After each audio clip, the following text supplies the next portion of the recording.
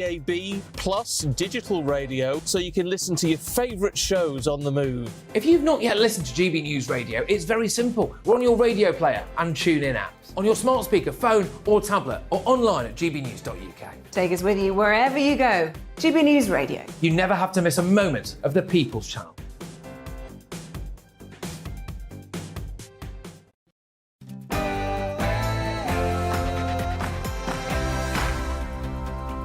No spin, no bias, no censorship. I'm Dan Wootton. Tonight, after ignoring pleas to preserve our borders for months, Rishi Sunak, faced with a horror poll that shows even he could be in danger of losing his seat at the next election, has finally emerged from hiding with a bashful plan to stop the boats and maybe rescue the Tory party's fortunes. We will issue new guidance for our caseworkers to make it crystal clear that Albania is a safe country. But will the public forgive the PM for ignoring obvious solutions such as axing migrant hotels and fast-tracking the return of Albanian arrivals for so long? Or will this be a turning point in the Channel crisis? I'll explore that in my digest next, before getting the thoughts of my superstar panel, Amanda Platel, Calvin Robinson and Rebecca Reed. As Harry and Meghan prepare to lob more bombshells at the palace. Happy to lie to protect my brother. They were never willing to tell the truth to protect us. Are the Sussexes putting the royal family's safety at risk? Well, ex-Royal Protection Officer Di Davies thinks so. He'll explain why, and I'll get your verdict in tonight's clash at 9:20. Plus at 9:50, top US journalist Megyn Kelly will ask if Netflix can be trusted after failing to adhere to basic journalistic principles. Then, is there a conspiracy of silence around Sister Space? Fleet Street icon Calvin McKenzie asks if the MSM are too scared of being branded racist to critique Lady Hussey accusing Ngozi Fulani. That's uncancelled at 10:45. With the country's rail network strangled by strikes, Union Baron Mick Lynch plunges his head into the sand and lashes out as devastated Brits reject his Christmas of chaos. About time you showed some partiality towards your listeners and to working class people in this country. Richard, why don't you just interview yourself if you want to Cheap talk point, to me like Mr. Lynch. I'm holding you to account on behalf of the viewers, not on behalf of myself. So is this proof the RMT leader is driven by his own petty political agenda? That's our big debate at 10 p.m. Should we be campaigning harder for justice against those who made us suffer during the pandemic? Well, Robert F. Kennedy Jr., a powerful voice in America's greatest political dynasty, says absolutely. He speaks out live at 10:20. Plus, as woke academics try to cancel Christmas, accuse Adam and Eve of sexism and redefine a woman in the dictionary, Reclaim leader Lawrence Fox, who branded his own children's school an indoctrination centre, steps up his campaign against Britain's most bonkers academic institutions. You're not going to want to miss the Fox Report at 9:35. We'll have tomorrow's newspaper front pages as soon as they're in, plus a brand new Greatest Britain Union Jackass. This is Dan Wootton tonight. Let's go.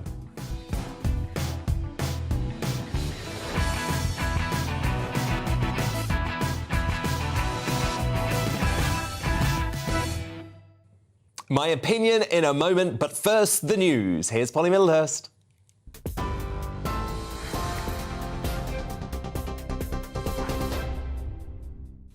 Dan, thank you, and good evening to you. The Prime Minister has promised to bring in new laws to try to tackle illegal immigration, saying anyone who comes to the UK illegally will not be allowed to stay.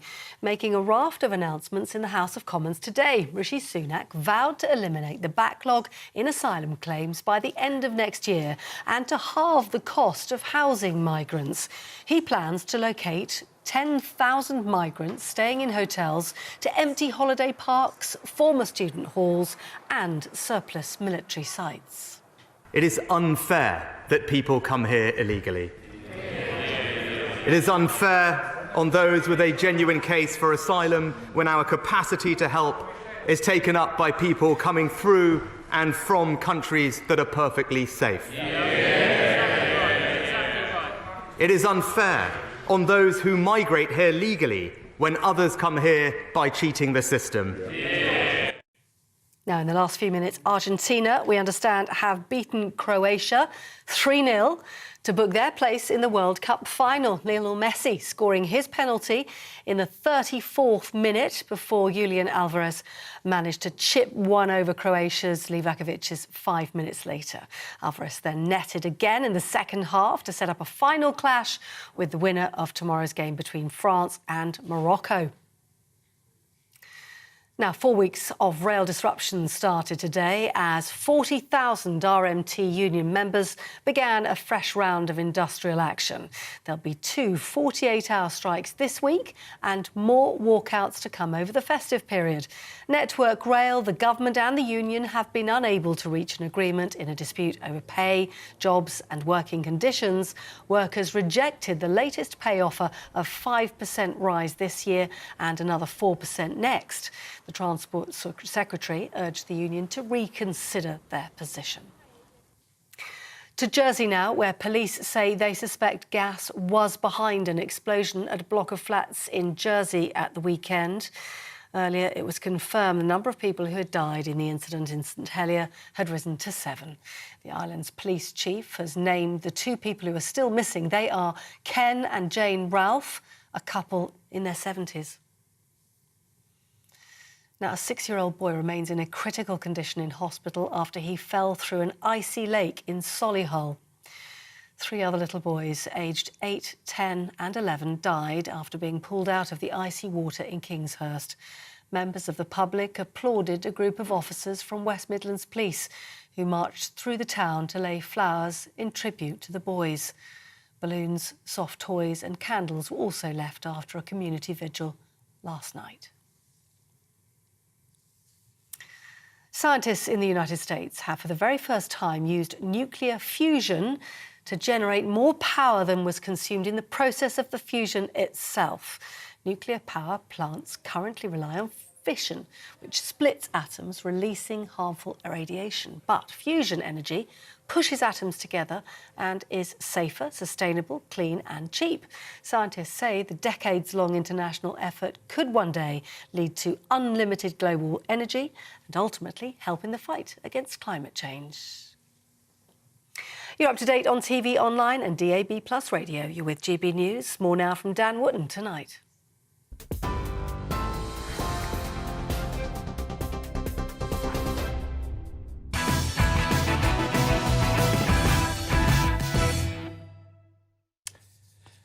Finally, more than a year after I declared the invasion of our southern border a national emergency, the government today indicated they are at least taking the spiralling issue of illegal immigration somewhat seriously.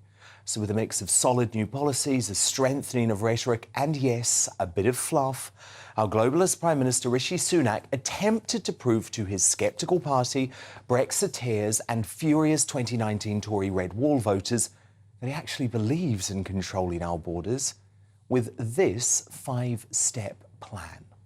First, we will embed Border Force officers in Tirana Airport for the first time ever, helping to disrupt organised crime and stop people coming here illegally. Second, we will issue new guidance for our caseworkers to make it crystal clear that Albania is a safe country.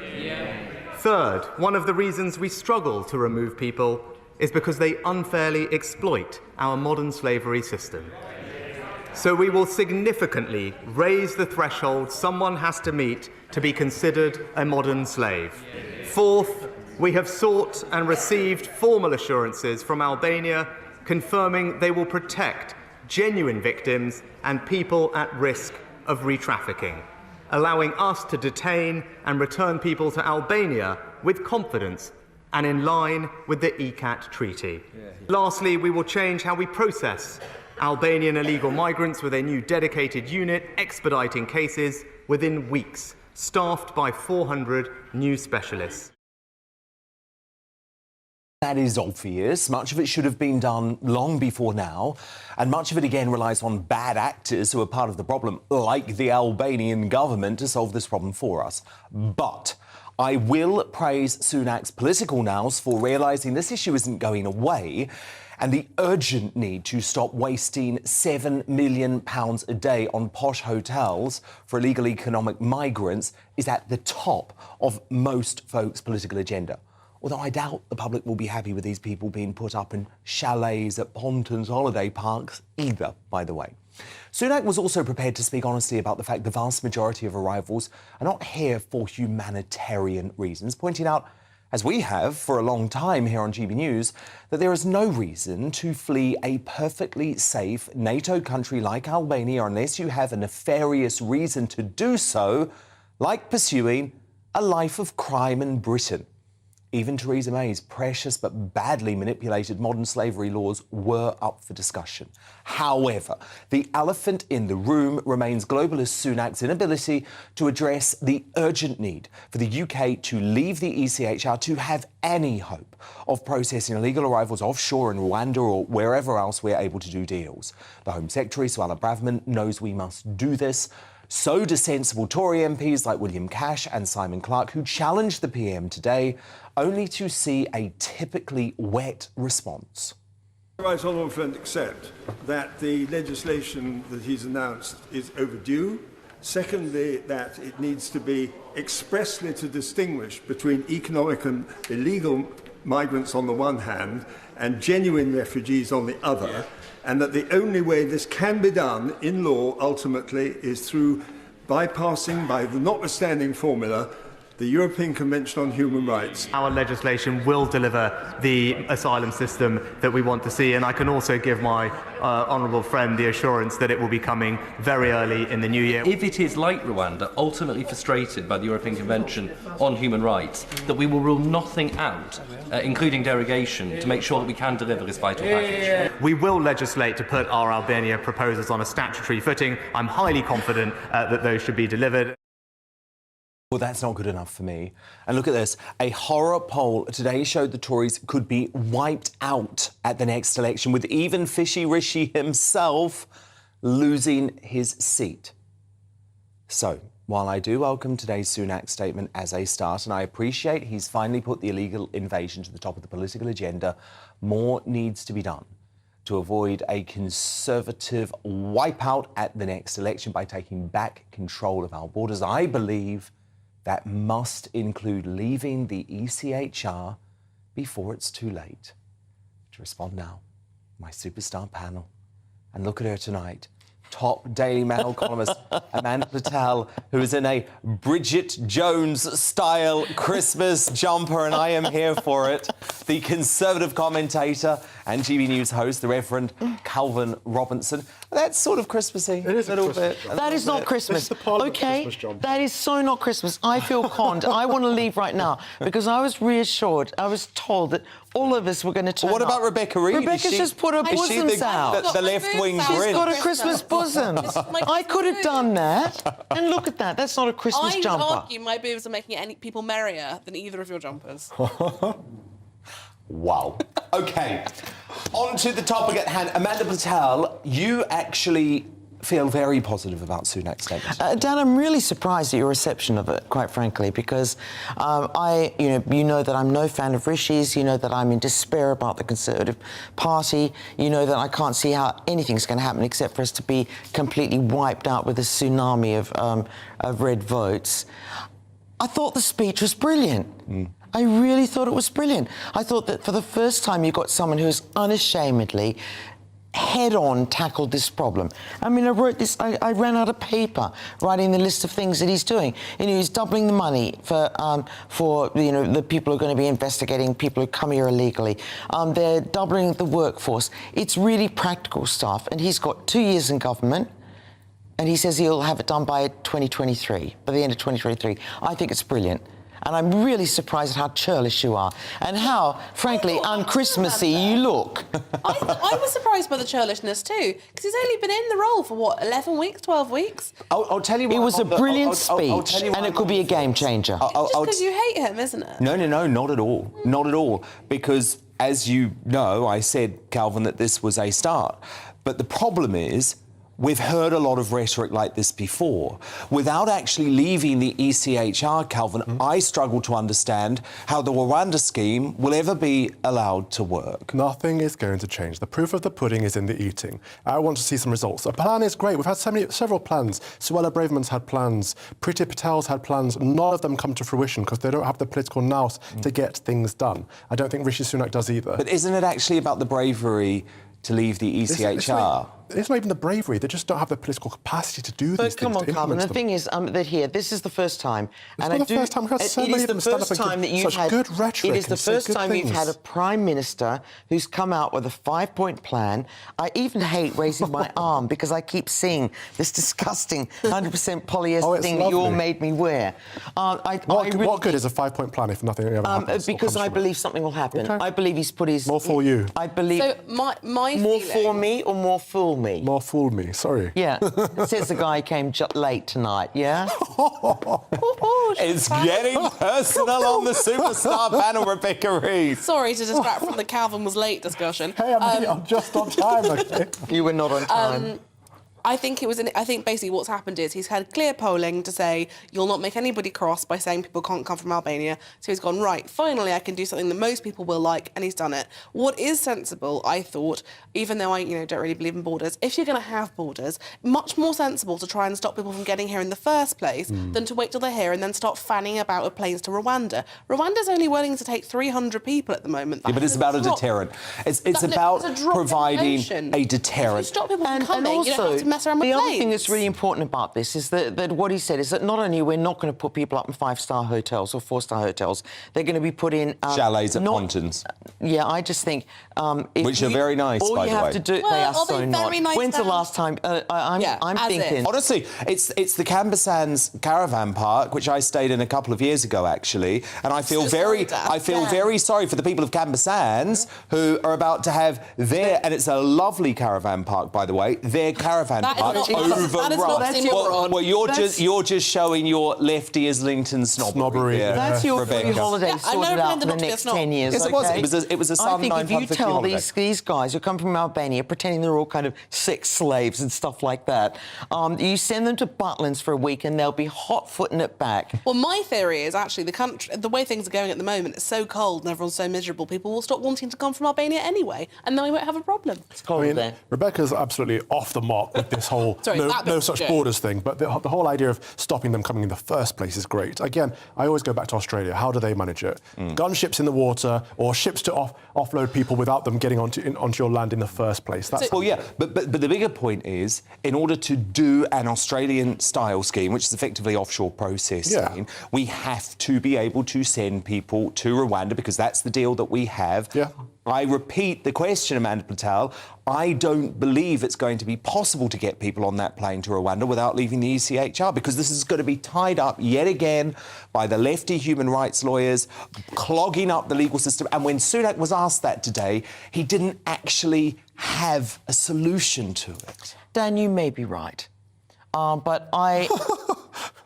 But as an Australian who's lived through this whole thing, when you had loads of boat people But they're not a member of the ECHR, so they could do what they want. No, but I think that the fact that we've got all these drones that we're going to be using to detect people before they get here, I just think, for God's sake, give the guy a chance. I will. I said it was a good start. This is the first concise, really definitive Well, I will repeat. it. I think it is a good start, but I think we need more than rhetoric. I agree, as I said, some of the specifics are very promising, but when you look at the macro issue, having very closely examined the situation for a long time, I believe we cannot do offshore processing while we remain a member of the ECHR. The only way to genuinely stop the boats is by the folk knowing that if they come here, the moment that they step foot on British soil, they are going to be on a plane. But Dan, these people are not stupid. They understand that only 300 people can go to Rwanda. That is a tiny... I can't do that math, but it's a small percentage. But that's the first deal, Rebecca. So you are willing... That's the first deal. So you are willing to throw away the protections that the ECHR gives us,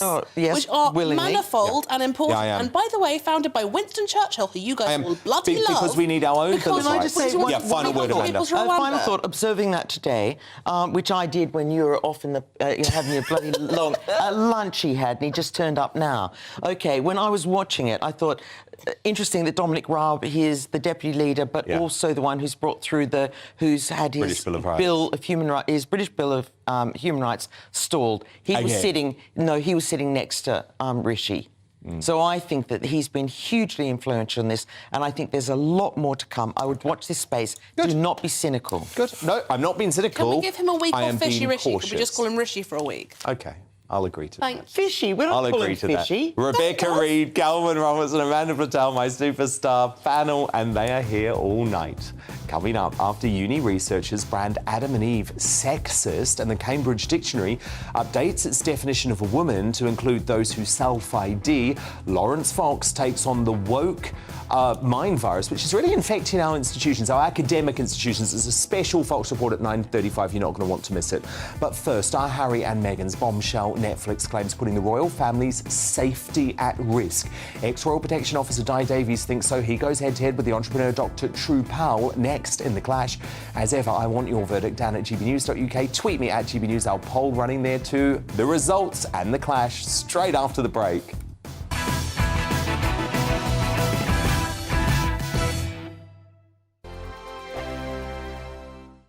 Monday to Thursday nights on GB News. At 6, it's Dubes & Co. 7 o'clock, Farage. At 8, join Mark Stein. And at 9, Dan Wootton Tonight, followed by Headliners. On TV, radio and online. This is GB News. Here on GB News Live, we'll be keeping you in the picture, finding out what's happening across the country and finding out why it matters to you. We'll have the facts fast with our team of reporters and specialist correspondents. Wherever it's happening, we'll be there from 12 noon on TV, radio and online. GB News, the People's Channel, Britain's news channel. We are GB News, the People's Channel. Why not take us home with you by visiting the GB News shop at gbnews.store. You'll find all the official merchandise, a really good present actually for yourself, your friends or your family. We ship across the UK mainland at no extra cost. GB News, the People's Channel. Join my show Farage, 7 p.m. till 8 p.m. Monday through Thursday, and there you will get opinion, analysis, debate, and I'll cover stories that nobody else dares to touch. You've been cancelled. Join the club. Oh my goodness me! And then for the last 15 minutes, talking pints. We're over a drink. We have a civilised conversation with someone. We very often disagree, but we do it in a grown-up way. Come and join me on Farage. Monday to Thursday on GB News, it's Bev Turner Today from 10 a.m. We're going to be here for you, our GB News family, to keep you up to date, but also make you smile. There's a guy who went from puberty to adultery. And I can't wait to bring a few of my own opinions. I have no time for cultural totalitarianism. We'll engage in passionate, but always polite debate, with your thoughts and opinions at the centre of it all. Only on GB News, the People's Channel, Britain's news channel. Hi there, it's Stephen and Anne. At breakfast from 6 a.m, you'll always be caught up with everything you need to know, the latest headlines, opinions and debates. We'll bring you the good news and the bad, but most of all, we're here for you. Remember, send in your views and let us know what you would like us to talk about. That's because we're your news channel.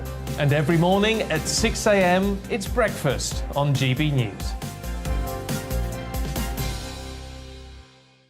Join me every Sunday at 6 p.m. for Gloria Meets. In exclusive interviews, I'll be finding out who our politicians really are and what they really think. It's something that you would never want anyone to suffer. I didn't know what channels there were. I didn't think I'd be believed. I must have weighed about 7 stone and I'm 5'8". My instincts was to sort of cover this up. I mean, clearly that was a mistake. Join me every Sunday at 6 p.m. on GB News, the People's Channel, Britain's news channel. Hello, I'm Simon Evans. Join me on GB News for Headliners at 11 p.m, where I'll be joined by 2 of the country's top comedians as we take a look at tomorrow's newspapers tonight. If it's a big story, we'll be covering it, I guarantee, but we'll also have some fun along the way. That's GB News Headliners at 11 p.m. We won't put you to sleep, unlike some of the other paper review shows out there. So join us. 11 p.m, 7 nights a week.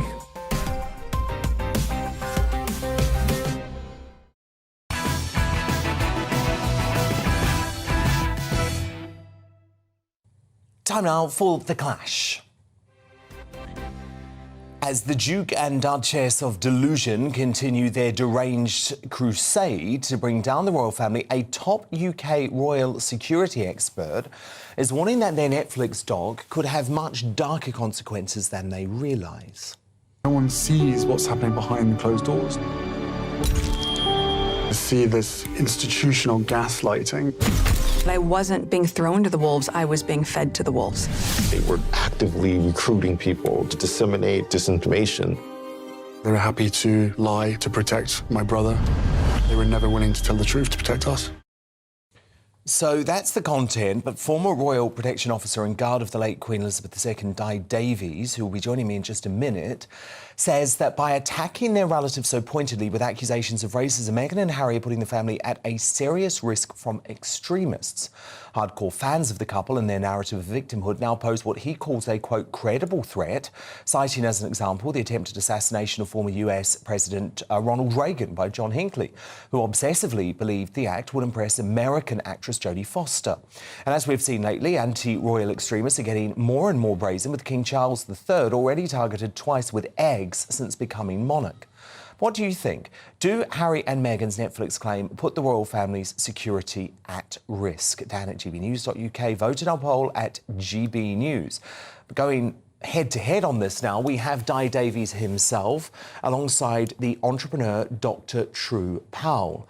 So, Di Davies, no one knows royal security better than you. Tell me why you're worried about Harry and Meghan's Netflix documentary. Well, good evening, Dan. Professionally, I am concerned because for the last 12 years, I've done nothing but research the number of attacks that have been since George III in 1760, all the way up to recently Her late Majesty, who was targeted by a man with a crossbow. So if I told you how many they are, I think you would be shocked. They are into the hundreds over that period. And what causes me concern is this unit known as the Fixated Threat Assessment Centre. And I'm told that nearly 1,000 referrals are made to this unit, and is combined with medical people, psychiatrists, psychologists, you name it, to try and stop people who have a fixated, either on the royals or VIPs or even people like yourself. And what they try and do is to prevent an attack. Now, what I believe, if you make unfounded, untrue allegations, as I believe a number of the allegations made, then you could have an extremist, somebody who's mentally ill, or somebody who says, I'm going to go down in history and take out this alleged family. That's my concern. But also, if I may say so, for people who want privacy, they're also causing themselves to be the subject of an attack. With all this publicity, rightly or wrongly, the whole scenario now has been blown entirely out of proportion by themselves and some of their supporters. I'm worried. I'm worried for the safety, and I'm worried for the safety of the royal family. That's my case. Wow. I mean, that is a very, very important concern from someone like Di Davies, whose life has been dedicated to protecting the royal family. Dr. True Powell, what do you make of that? I think it's his right to be concerned. And I think from as long as we can remember, as long as there's been a royal family, there has been Republicans, and there's always been a threat to the royal family. I don't think that's anything new to anybody to say that there's, you know, and where there's events with the royal family and concerning the royal family, of course, security has to be increased, and it should be no different with Harry and Meghan. That should not, the threat to the royal family should not stop Harry and Meghan from speaking about the experiences that they have endured during and being involved in the royal family. I think it's not for us to say whether they should say or they should not say, or police their experiences or police their feelings. That's their experiences and that's their feelings, and they can say when and however they like and how many times they like. Dr. Powell, just on the point about privacy, I've never heard Meghan and Harry say they want privacy. They want to. Oh, come on. Dr. Powell, you narrative. can't say that with a straight face. The whole reason they claimed that they wanted to leave the royal family was to gain privacy. Come on. I know you support them, but come on, let's stick to the facts. No. They wanted to deliver the pictures that they wanted to deliver. They wanted to create the narrative that they wanted to create. I've never heard them say they wanted privacy. Well, we don't live in an authoritarian state where public figures get to choose their own narrative. If they choose to live their life as a public figure, you must accept that scrutiny comes with that. But look, I want to get back to this point about security, Dr. Powell, and just pick up one point. If their so-called truth, which, by the way, has more holes than a slice of Swiss cheese, is going to put their blood relatives, their flesh and blood at threat, isn't it irresponsible? Could they not deal with some of this privately, Dr. Powell? Can I just ask, Prince Andrew's alleged actions, what risk do they pose to the royal family? Well, let's ask the expert. Let's ask Di Davies. Does Prince Andrew's behaviour also cause a threat to the royal family, Di? Well, yes, it could do if you take it to the extreme. What I'm talking about, and the reason I raised this through one of your colleagues, was the fact that I got information from Texas, where I've actually lectured at Texas University many years ago, and it was from a professor there who's noted that a number of his students are extremely riled by what they've heard Meghan and Harry say, that they feel the royal family are racist and they should be brought down. In other words, based on half-truths, or in many cases, totally untrue scenarios, including their so-called they weren't going to be protected. Let me just tell you, that was nonsense. The royalty protection are, in my opinion, one of the best in the world and have stopped so many, with the intelligence services, attacks on our royal family. So I have got every faith in them. They followed them all the way at our expense to Canada. It was the Canadian Prime Minister who decided, no, they wouldn't get any more.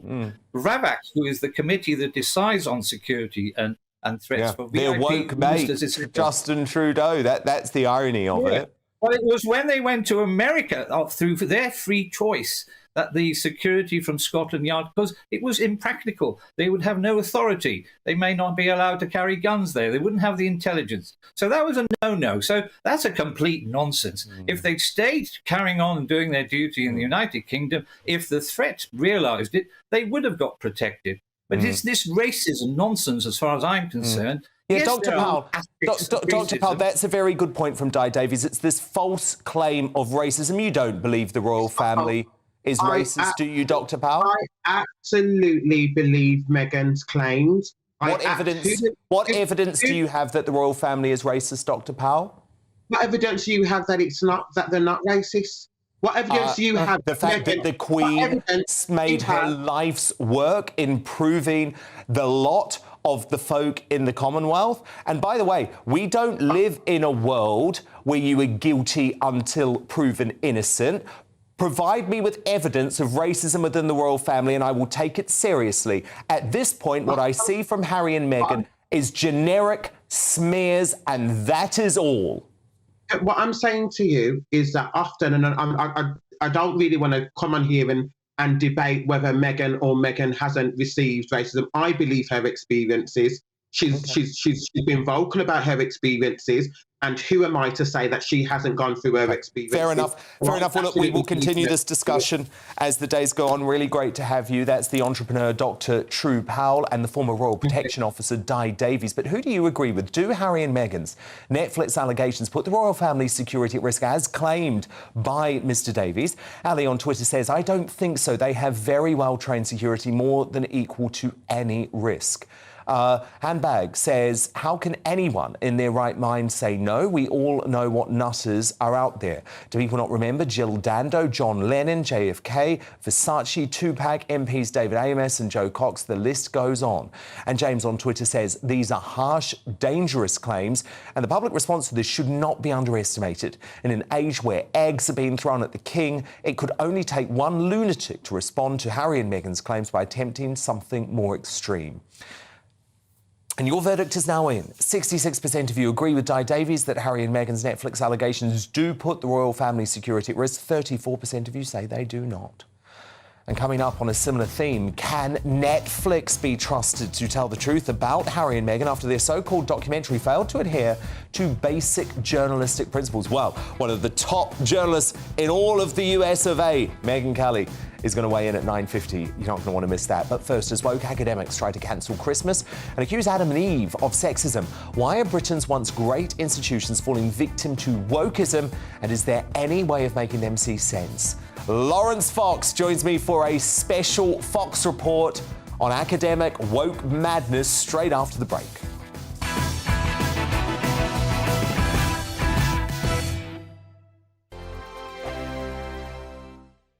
We are GB News, and we'd like to say thank you to each and every one of you for bringing us your conversations, for helping our great nation find its voice. We are here for you on radio, television, and online, across England, Scotland, Wales, and Northern Ireland. It's not the BBC, you actually get your facts right. We are proud to be GB News, the People's Channel, Britain's news channel. Monday to Thursday, 9 p.m. till 11 p.m. Join me, Dan Wootton. I'll bring you the sharpest takes and hottest debates. Do you not believe in prison? I don't believe in prisons. I'm completely stunned. I guarantee you there'll be no spin, no bias, no censorship. I actually was personally quite offended by it. And no reason to go to bed. So I guess they've always been quite woke. That's Dan Wootton tonight on TV, radio and online. Monday to Thursday from 9 p.m. till 11 p.m. on GB News. The People's Channel, Britain's news channel. My name's Tom Harwood and join me 9:30 a.m. every weekday for The Briefing, your one-stop shop for everything you need to know about what's going on in politics today. I wonder if this is a deal that might need to be like the biscuits in this factory, twice baked. Is there not an opportunity here to win out against the extremes? Tom Harwood, GB News. What are you going to do about it? Things should have been done differently, and they certainly are being done differently. Don't miss it. The Briefing with me, Tom Harwood, 9:30 Monday to Friday on GB News. Every morning from 6 o'clock, we'll wake you up with GB News Breakfast with all the stories you didn't know from the night before. So whether it's serious news, entertainment, or your own views from all over our great nation, we're here to kick off your day with a smile. And the national media should be reflecting and reporting what's happening here. You will notice the northwestern accents. Whether you're with us on TV, radio, or online, every morning, it's breakfast from 6 a.m. Hope you can join us. We are GB News, right across the nation. You can get us on television, on radio, on digital. We're absolutely everywhere. Amazing! You see, amazing! You remind me of me in the European Parliament. But here's the most important bit. We are not part of the mainstream establishment. We think and speak just like you do. We are the People's Channel. Magnificent. That's really, really thoughtful. Come and join us on GB News, the People's News Channel. Join me, Nana Akue, Saturday and Sunday afternoons on GB News. Expect fiery debate and passionate discussion as me and my panel tackle some of the biggest topics hitting the headlines. It's a place for everyone's opinion. No one gets cancelled, but no one gets an easy ride. Oh, she's on it today! Be ready for conversations that are fierce, frank, and of course, fun. Every Saturday and Sunday afternoon from 4 p.m. on GB News, the People's Channel. We are GB News, the People's Channel. And right across the United Kingdom. You can find us on Sky Channel 512. Virgin Media Channel 604. Freesat Channel 216. Freeview Channel 236. And YouView Channel 236. You can also take us with you on DAB Plus Radio. With the GB News app and at the website gbnews.uk. We're absolutely everywhere. Come join us on GB News, the People's Channel, Britain's news channel.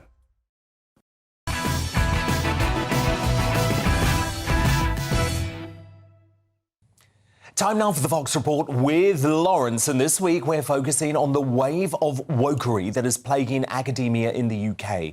So let's start in Scotland, where Edinburgh University researchers want to cancel, can you believe it, Adam and Eve for creating a, quote, abhorrent and pervasive gender bias against women. Now, the bonkers research claims that historic paintings of Adam and Eve commit misogynistic stereotyping, largely because Eve tends to stand to the left of Adam, which we're told is a sure sign of sexism. Lawrence, I'm not sure where to start with this one.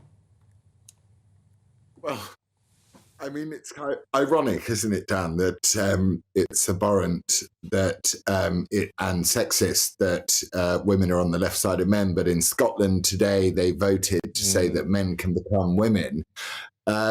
So, you know, Professor Delia Salya, specialist in neuropsychology, or whatever he is, you know, what this is ultimately is it's an attack on the fundamentals of faith and the fundamentals of what hold ourselves together as a society. And it's very, very dangerous because, you know, yes, in the Bible it says God made man and woman, and to all of us it's palpably obvious that God did make man and woman, or evolution made man and woman. But to try and say at the same time that it's sexist and on the other hand say that there's no such thing as a man or a woman, I think is a bit weird, actually. I find the whole thing very strange. So do I. And I look to Brighton.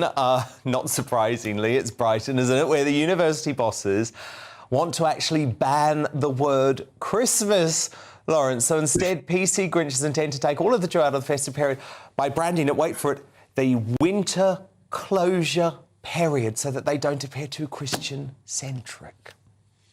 But they're very happy, Lawrence, aren't they, to share very public celebrations of Muslim and Jewish holidays without any fears of causing offence? They want to kill our religion, man. You know, they want to get, you know, I'm a Christian, so, and I understand that other people aren't, and that's fine. But if you don't come after my religion, I wouldn't do it to a Muslim. I wouldn't do it to a Sikh. I wouldn't do it to a Hindu. I wouldn't do it to anybody else. I wouldn't go after their own religion and go, your Godhead is a disgusting sexist nightmare or whatever it is. You know, don't ban it. I mean, what do you want to call it instead? Like, the dark period of hell between this lockdown and the next. It's ridiculous.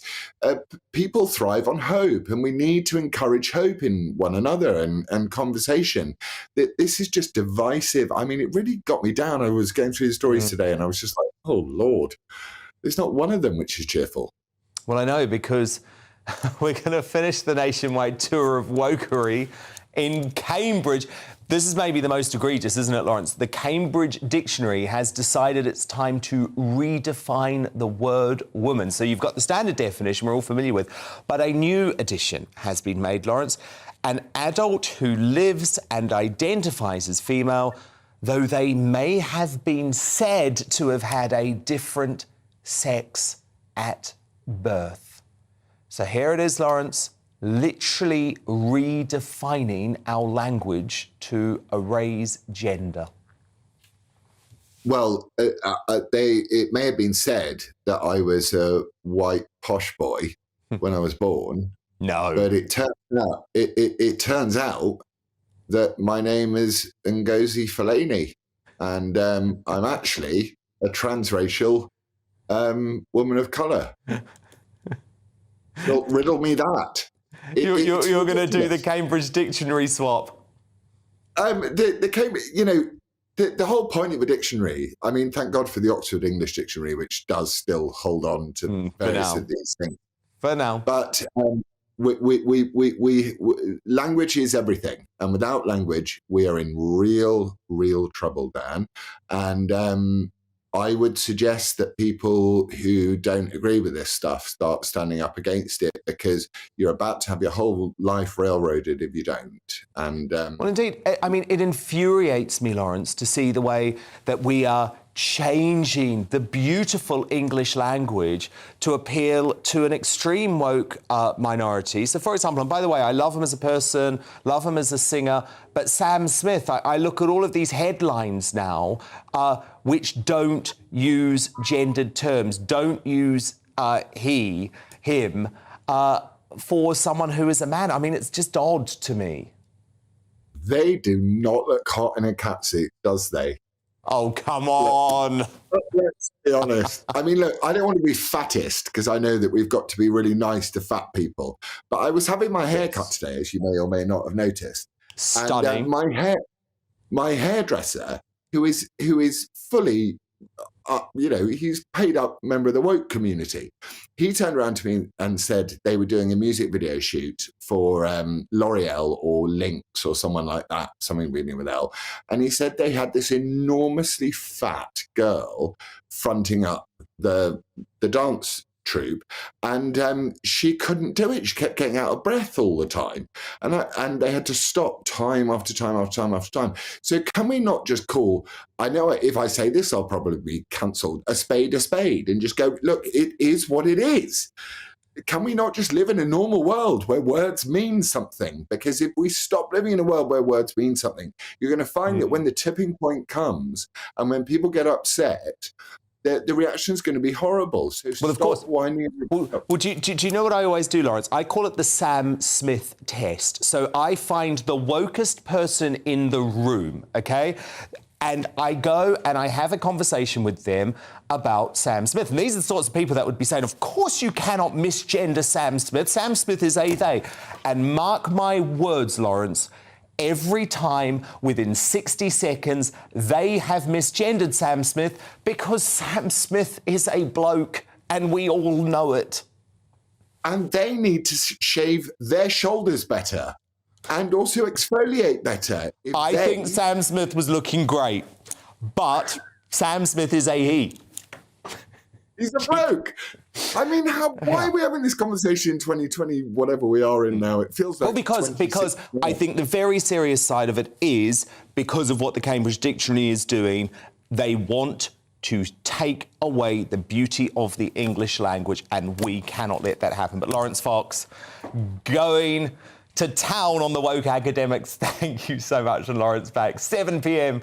Friday night, TV News with his very own show. But coming up, as Mick the Grinch Lynch refuses to address depleting support for strikes, then demands only left-wing questions from the BBC, is the RMT being driven by his petty political agenda? That's coming up in the Media Buzz. But first, with less than 36 hours into war bombshell, Harry and Meghan claims being the operative word, are unleashed. Can we actually trust anything from Netflix after their so-called documentary failed to adhere to basic journalistic principles? One of the top journalists in all of the USA, Megyn Kelly, delivers her damning verdict straight after the break.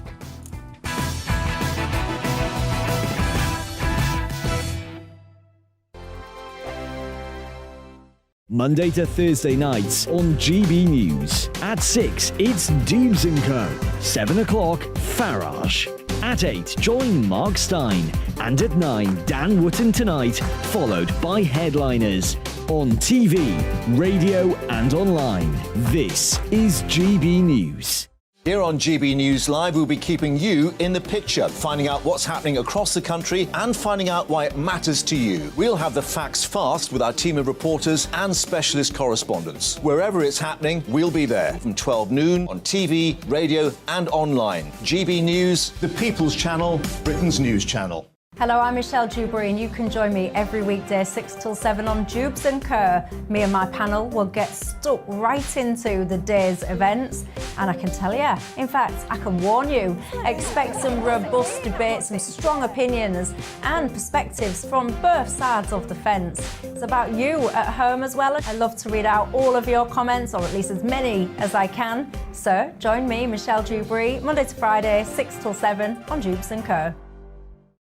We are GB News, the People's Channel. Why not take us home with you by visiting the GB News shop at gbnews.store? You'll find all the official merchandise, a really good present actually for yourself, your friends or your family. We ship across the UK mainland at no extra cost. GB News, the People's Channel.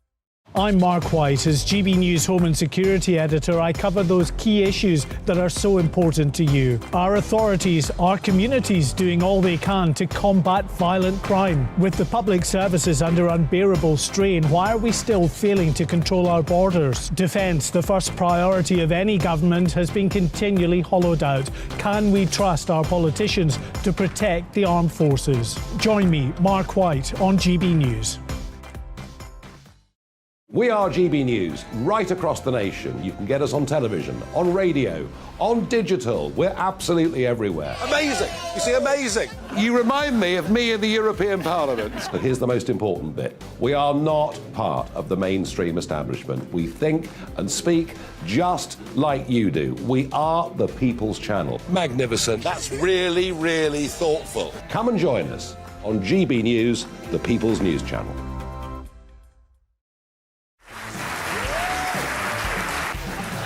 My name is Andrew Doyle.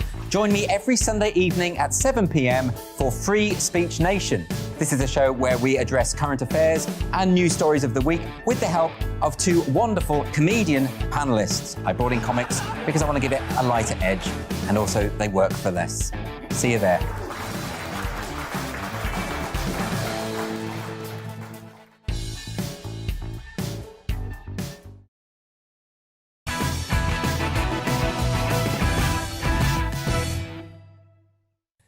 It's Megyn Kelly time. Now, Harry and Meghan have rightfully taken a lot of flack for their smear campaign against the monarchy, but should our anger be directed at the entertainment company Netflix for allowing this journalistic atrocity to be broadcast without any of the usual checks and balances?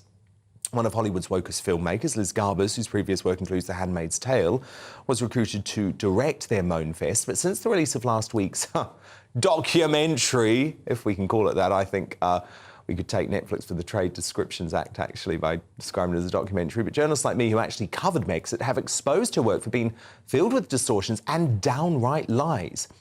So, Megyn, it's now less than 36 hours until Volume 2 of the Harry and Meghan show. But I want to know how you think Netflix are actually getting away with broadcasting only one side of this story. I don't know about you, Dan, but I'm not getting paid enough for this crap. Another 3 hours? I just got through the first 3. You know how to podcast, you can at least press 1.5 or 2, you can go faster. Didn't you want that button when you were watching that first 3 hours? I was like, for the love of God, make it stop. My poor husband, we were away together, so he got dragged into it too. And now part 2, I can't. It's not a documentary. It's a joke. It is propaganda to rehab the prince and princess, the duke and duchess. And this woman, Liz Gravitz, not only did she direct Handmaid's Tale, she thinks that Meghan's living Handmaid's Tale in the UK. She thinks the royal family is subjecting people to that kind of lifestyle right now. I could go I went on my show and I went through the journalistic errors here. I mean, just ethical breaches is what they are. And look, if you are going to hold something up as just our story, that's fine. Don't call it a documentary. It's just our story. It's our version of what we lived. Okay, but this is not a documentary that actually documents truth. And it's nothing close to journalistically sound. You don't, if you're a real journalist, include 5 pictures depicting their alleged harassment by the press that had absolutely nothing to do with them. You don't include a picture to represent the war of the press on them, in which the two of them consented and participated and absolutely knew that the photographer was there. You do not fail to contact the palace through about 50 different means available to you 10 different times to make sure the audience understands that they had the chance to comment. You absolutely made contact with the right people and they declined to do so. Everybody knows all of this except for apparently Netflix and Liz Gravitz, who don't understand that at all. You also don't smear the BBC as having put on an orchestrated reality show without reaching out to the BBC for comment and at least letting them offer their defense. Right now, they're offended. They've said that's a lie. They've said they're overstating the case and that the BBC's clips have been misrepresented. So she's embarrassed herself and grossly undermined the credibility of this piece that she wants us to accept as truth. Well, indeed, Megyn, and the problem I guess that she's got is that she is working with 2 out-and-out liars. And I am very happy to say that now. We have so much evidence. And I want to point to one particular example in Volume 1, Megyn, which was this ludicrous claim from Meghan Markle that courtiers at the palace stopped her from inviting her own niece to her wedding. Now, I can tell you, Megyn, that it is an out-and-out mistruth. It's not a distortion, it is a complete lie. Because actually the courtiers were so desperate for Meghan Markle to invite more than just her own mother to the wedding because they knew that the public were going to think, this woman's a weirdo. She doesn't have any relatives at her own wedding. Yes. Well, here's the other thing. What goes unsaid is, have they gotten back together? They got married 4.5, almost 5 years ago. Are Meghan and Ashley back together again now that the evil palace courtiers are not interfering? They didn't cover that in the documentary, and I wonder why. I feel like we would have seen the holding hands running in the meadow together shot had they been reunited, if only for the removal of the palace. It wasn't there, and it wasn't there for a reason. But here's what I find interesting, Dan. Here's what I want you tell me, because you're in a much better position to know. They're basically going to claim that the palace controls the press in Great Britain. Now, that's definitely not true over here. I'm going to say whatever I want to say about them and have. You have to stay factual if you're going to report it as fact. If you're going to say opinion, you can say what you want, at least in America. Now, the rules are tighter over by you. But they're claiming that the palace controls the press, that any negative pieces that we've seen there have been because they pull your little puppet strings and you do what the palace says. I've been dying to talk to you about this, but what say you? It's absolutely ludicrous. I mean, I was the first journalist in the world to report on the fact that the Queen had reprimanded Prince Harry over the way that Meghan was dealing with staff. And I was also the first journalist in the world, and this is back in November 2019, to report that Meghan Markle and Kate Middleton had fallen out over the way that Meghan was treating staff members. Now, let me tell you, Meghan, they tried so hard. Buckingham Palace, Kensington Palace tried so hard for many weeks to stop me writing that story. They wanted to stop journalists writing the truth, and actually for a long time they succeeded. Lots of this behaviour from Meghan Markle was going on for months and months and months behind the scenes, behind palace walls, and the royal rota that Prince Harry has such a problem with for some reason actually reported none of it, because the palace is very, very reticent to help journalists get negative stories across the line. So it makes perfect sense. How else do I know about Prince Andrew and his fondness for Jeffrey Epstein if the palace controls all the news? Why did I see the naked, pictures of Kate Middleton back in the day, when she got caught by the paparazzi? And so, as you've been pointing out on your show, if they really want to avoid paparazzi, they need to come here. They need to go there, not come here. Paparazzi don't have the same restrictions on them in America that they do in Great Britain. But my absolute favorite part of what we saw last week, my absolute favorite, was the non-paparazzi chase, the fake paparazzi chase with one guy on a scooter. Dan, I don't know about you, but I've had more paparazzi chasing me for pictures when I go with friends to the beach. And she's like, safety first, safety for these drama queens. No one's there. It's one guy on a Vespa. He probably wants to give you a newspaper. Calm down. You're not Princess Diana. Harry, I said it on my show, he needs therapy. He did not marry Princess Diana. He cannot have a redo on Princess Diana. No one is chasing them. Literally nobody is interested in them other than Netflix. And I don't think anybody's doing anything other than hate watching this documentary. I, for one, will be thrilled when it's over. Oh, me too. It will be an early Christmas present.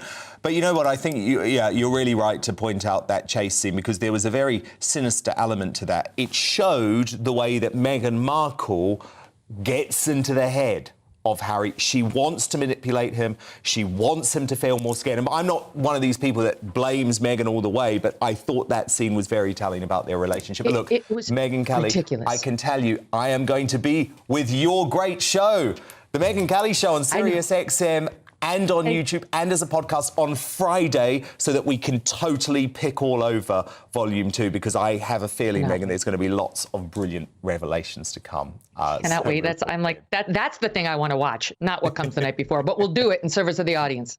I will see you on Friday, Megyn. Thank you so much. But coming up, should we be campaigning harder for justice against those who made us suffer during the pandemic? American political legend Robert F. Kennedy Jr. launches his drive here at 10:20. But first, as he lashes out at the MSM for finally challenging him on his selfish strikes, has Union Baron Mick the Grinch Lynch exposed his petty political agenda to the country? My superstar panel returns to debate that. We'll have a first look at tomorrow's newspapers too. We are back in just 2 minutes' time.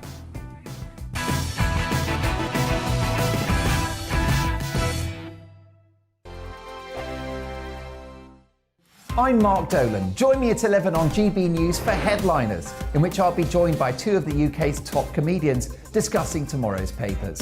If it's an important story, we'll cover it, but we'll have some fun along the way. Headliners, the late night paper review that won't send you to sleep like the others will. 7 nights a week at 11 p.m. on GB News.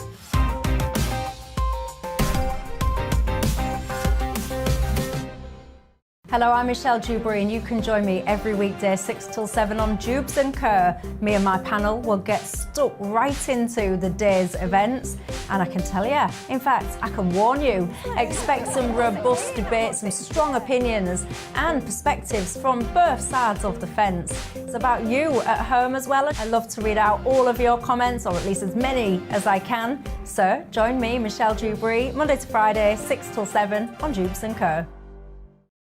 I'm Mark White. As GB News Home and Security Editor, I cover those key issues that are so important to you. Our authorities, our communities doing all they can to combat violent crime. With the public services under unbearable strain, why are we still failing to control our borders? Defence, the first priority of any government, has been continually hollowed out. Can we trust our politicians to protect the armed forces? Join me, Mark White, on GB News. We are GB News, the People's Channel. And right across the United Kingdom. You can find us on Sky Channel 512, Virgin Media Channel 604, Freesat Channel 216. Freeview Channel 236, and YouView Channel 236. You can also take us with you on DAB Plus Radio, with the GB News app, and at the website gbnews.uk. We're absolutely everywhere. Come join us on GB News, the People's Channel, Britain's news channel.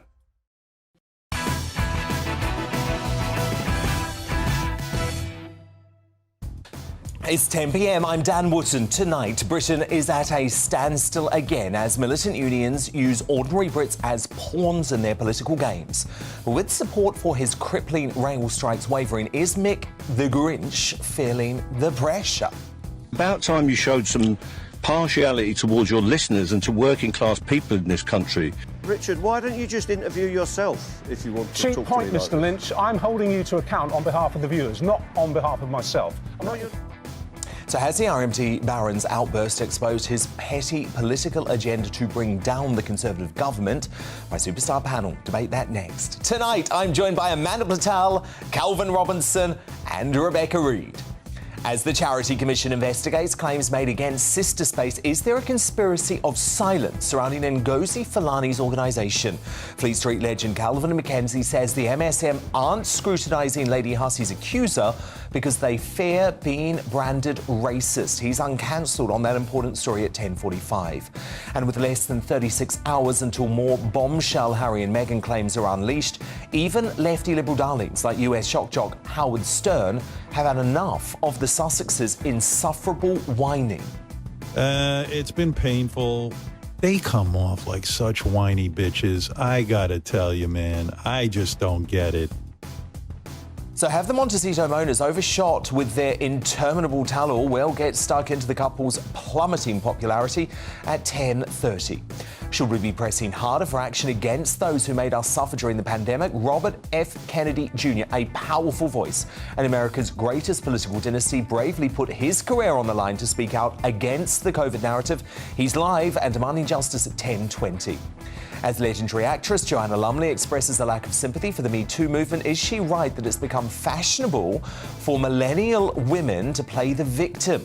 We'll debate that controversial claim and bring you tomorrow's newspaper front pages in the media buzz and a brand new Greatest Britain and Union jackass before the night is out, so make sure you stay up with us. But before all of that, the news headlines at 10 with Polly Middlehurst.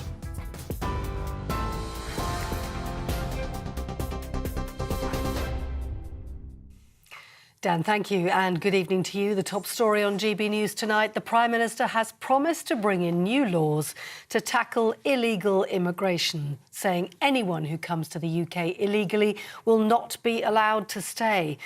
Making a raft of announcements in the House of Commons today, Rishi Sunak vowed to eliminate the backlog in asylum claims by the end of next year and to halve the cost of housing migrants. He plans to relocate 10,000 people staying in hotels to empty holiday parks, former student halls and surplus military sites. It is unfair that people come here illegally. It is unfair on those with a genuine case for asylum when our capacity to help is taken up by people coming through and from countries that are perfectly safe.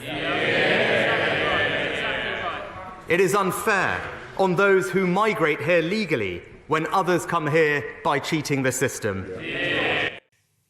Now, 4 weeks of rail disruption began today as 40,000 RMT union members began a fresh round of industrial action. There'll be 2 48-hour strikes this week and more walkouts to come over the festive period. Network Rail, the government and the union have been unable to reach agreement in a dispute over pay, jobs and working conditions. Workers rejected the latest offer of a 5% pay rise this year, with another 4% on top of that in 2023. The Transport Secretary urged the union to reconsider their position. To the Channel Islands now, where police say they suspect gas was behind an explosion in a block of flats on Jersey at the weekend. Earlier, it was confirmed the number of people who had died in the incident in St Helier had risen to 7. The island's police chief has named 2 people who are still missing. They are Ken and Jane Ralph, a couple in their 70s. And a 6-year-old boy remains in a critical condition in hospital after he fell through an icy lake in Solihull. 3 other little boys, aged 8, 10 and 11, died after being pulled out of the icy water in Kingshurst. Members of the public applauded a group of officers from West Midlands Police who marched through the town to lay flowers in tribute to the boys. Balloons, soft toys and candles were left by members of the community. Now, World Cup news. And Argentina have beaten Croatia 3-0 to book their place in the World Cup final. Lionel Messi scored his penalty in the 34th minute before Julian Alvarez managed to chip one over Croatia's Livakovic 5 minutes later. Alvarez then netted again in the second half to set up a final clash with the winner of tomorrow's game between France and Morocco. That's it. You're up to date on TV, online and DAB+ radio. You're with GB News. Back now to Dan Wootton tonight.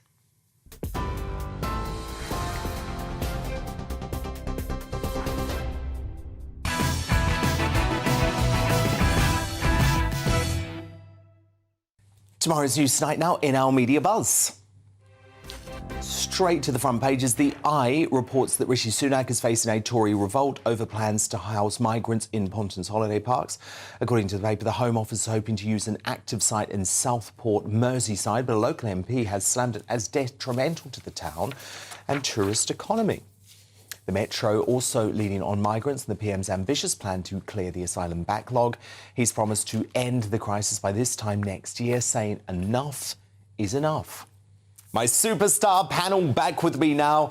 She is our sparky Christmas spirit, top Daily Mail columnist Amanda Patel. Alongside her, the Conservative commentator, the Reverend Calvin Robinson, and the author and journalist Rebecca Reid.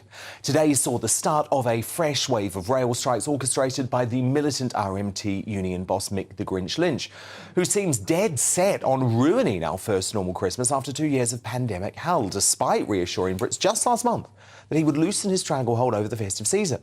So while the likes of the BBC and Sky News have repeatedly given Lynch an easy ride when other MSM outlets finally caught up to GB News today by deciding to fight your corner, this Arthur Scargill tribute act lost the plot in a series of car crash interviews exposing his lack of justification for grinding the country to a halt. Watch. The question was about the average amount of pay lost by your members through strike action, which in the summer was estimated at 50. That? So are you going to contribute to our hardship fund then? I find this a shocking stance that the BBC will take. You're just parroting the most right-wing stuff that you can get hold of on behalf of the establishment. And it's about time you showed some partiality towards your listeners and to working class people in this country who are being screwed to the floor by the attitudes and policies of this government. I won't let you get away with nonsense. Well, Christmas does not start on Christmas Eve. Richard. So let's just be clear. It starts in early December, and that's what we're talking about. Do you want to... Richard, why don't you just interview yourself if you want to talk to me like Cheap point, Mr. Lynch. I'm holding you to account on behalf of the viewers, not on behalf of myself. I'm not interested in the sound of my own voice. I'd like to hear yours You're just talking to yourself at the moment. I'd like to hear yours answering the question. Well, if you'd like to hear mine, why don't you stop talking for a second? Because you won't answer the question, and until you do, I'll keep interrupting. It's my job. On you go. Good job, on. So we're right at the start of 4 days of strikes, with 4 more over the Christmas period, and already Brits have lost patience. Meanwhile, nearly 40% of union members want a deal. So, Calvin, is Lynch only continuing with this because of a desire to bring down the Tory government. And he was really exposed this morning, wasn't he? He was, and that's clear. I agree with him, though, on some things. Christmas does start on Christmas Eve. But in Advent, we include it as part of Christmas, don't we? Because it's our Christmas period. And I agree with him that we should defund the BBC because they're biased. But they're not right-wing. That's an insane accusation to throw around, that the BBC is using right-wing taglines to try and bring him down. He is so far left that he thinks the BBC, the most metropolitan liberal elite media establishment out there, is right-wing. It's bonkers. I mean, that said a lot about him, Amanda, didn't it? It's just kind of completely crazy. You watch that and you think they have maliciously and with intent set out to destroy Christmas for millions and millions of people in this country, which they're going to succeed in doing, when their only objective is to bring down the Tory party and get the Labour Party, which they fund to £3 million a year, back into government. It's so cynical. And I just think it's really, really sad because, I don't know, you've probably got still, you're not going to be here, but I know that all my Christmas plans are completely shattered. Oh, no, it's despicable. Everything... It's absolutely despicable. And also, it's the private businesses that have, especially in hospitality, by the way, that have just come through 2 years of destructive... They're finished. They're completely finished. There's a guy on the TV today, he runs a little coffee shop at one of the main rail stations. He said, I hadn't had... the only person who's drunk coffee has been me. Well, it was like lockdown. Destroyed. In some of our major cities. So Rebecca Reid... Can you and your lefty ilk continue to pretend to support Mick Lynch still, even though he's going to ruin Christmas? I've never heard a less loaded question, Dan. Supporting unions and supporting the right to strike means supporting it when it's not convenient for you. So tomorrow I was supposed to be going back to my old school to go to the Nativity play, and I would have loved to have gone, but I can't go because I can't get there. And you still support yes, this? Because it makes me personally sad, but I like to think a little bit further outside of myself, just occasionally, not every day. But what if you were missing a wedding? What if you were missing a funeral? What if your business was having to close? Would you still shrug it off then? I'm very sad about things I have to miss, and I'm very sad for other people who have to miss things. Unfortunately, if a job is so important that a person not doing it means that the country is massively impacted, that suggests that those people need to be paid appropriately. Now, I don't They're paid the average salary of a rail worker is £44,000. And the reason that they have that salary is because their union is so strong. Yeah. And I don't enjoy Mick Lynch on a personal level, and I don't think that he's particularly well media trained. However, the wages and the working conditions that they have are a testament to what he's very good at his job. That's not fair. His only It's job. not about fairness. Life isn't fair, Calvin. Calvin. The country to ransom. But life isn't fair. Well, and Amanda, also, you might think he's good now, but in the long run, he is actually going to destroy the rail industry. Dan, you and I both worked in industries, in newspapers, where suddenly we saw an old-fashioned, which reminds me so much of what's going on now with the rail unions, where we had the print unions controlling everything. The time was over, technology came along, people... journalists, everyone was, the world changed. You have to move with it. No, the problem with journalism is that our union. I'm so sorry. Please don't come for me, the Union of Journalists. But our problem is that the union is terrible. If you compare, I do two types of writing. I do fiction and I do journalism. If you compare those two unions, they are incomparable. You Rebecca, get paid I'm really well sorry. for screenwriting and fiction. You get paid terribly for journalism. I'm really sorry. I was an executive on national newspapers at that time, and we had to look. The whole world is changing. As it's changing, we have to have driverless trains. This is part of the problem with all of this. The world has moved on. Those old-fashioned things. You had people in the ticket boxes. Yeah. Well, look at that has all changed. Look at the Wapping and we dispute. can't protect them anymore. It was absolutely ridiculous. There were about 10 people doing the work of one to provide unnecessary jobs. And actually what needs to happen, and what someone like Lynch has to realise, is you adapt or you die. And right now, rail in this country is dying. So he might think he's doing a good job for his members in the short term. In the long term, I genuinely believe he's killing the industry. You are not wrong that when the he's killing their jobs. You are not wrong that when the conversation about automation happens, people will remember this, and they'll remember that they didn't get to go and see Mamma Mia, and they will remember that when they don't stand for these people. But I don't think the rail people are stupid. I think they're aware of that, and I think they think that at the moment that's a risk worth taking. Okay. They're bludgeoning us because they want Keir Starmer to run the country. Now, New Zealand's dear leader, who must never be questioned, Jacinda Ardern, showed just how sensitive she is to even the slightest criticism in an extraordinary outburst in her country's parliament overnight. After being challenged by one of the staunchest critics of her authoritarian COVID policies, the brilliant leader of the Libertarian ACT Party, David Seymour, Cindy pulled a Gordon Brown and fell victim to the dreaded hot mic. Watch. Can the Prime Minister give an example of her making a mistake, apologising for it properly and fixing it? I stand by the work that we've done as a government over this last year and over this past term. We've always made decisions that we believe to be in the best interests of New Zealand at the time. Question number 5, Nicola Willis. Thank you, Mr Speaker. My question is to... Now, according to Seymour Arden, did step up and apologise via a text message, but I will just say, the be kind mob strikes again. Not so kind when they're off camera, right? Rebecca Reid, Calvin Robinson, Amanda Patel, do stand by, because coming up, is Dame Joanna Lumley right that it's become fashionable for millennial women to play the victim? My Superstar panel return to debate that in the Media Buzz Part 2 at 10:30. But first, as Elon Musk suggests controversial US COVID expert Dr. Fauci should face action for his handling of the pandemic, should we be pressing harder for justice against those who made us suffer? Well, a powerful voice from America's biggest political dynasty, Robert F. Kennedy Jr., joins me live on this straight after the break.